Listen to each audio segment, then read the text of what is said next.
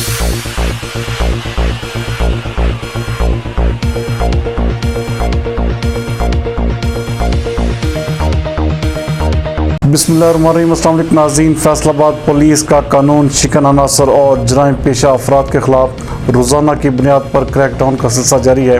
हमारे divisional bureau chief मियां एजाज असलम के मुताबिक एक कार्रवाई के दौरान थाना रज़ाबाद पुलिस ने हवाई फायरिंग करने वाले मुलजमान को गिरफ्तार कर लिया।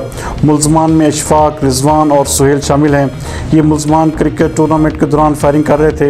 इनके कब्जा से 2 क्लाशनकोव और 1 पिस्टल भी बरामद कर लिया गया है, जबकि थाना रज़ाबाद में मुकदमात का इंदराज भी कर दिया गया है। एक और कार्रवाई के दौरान CIA staff city division Faisalabad ने डकैत गैंग को गिरफ्तार कर लिया। मुलजमान उमैर, चांद, मकसूद, गुलाम अब्बास, उस्मान और वकास डकैती और राहज़नी की मुतअद्दिद वारदातों में मतलूब थे।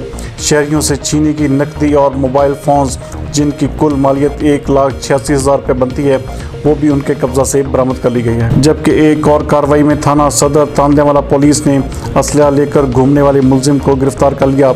मुलजिम अहमद रजा के कब्जा से 1 क्लाशनकोव, 1 पिस्टल 9mm बरामद कर लिया गया है, जबकि उस पर मुकदमे का इंदराज भी कर दिया गया है।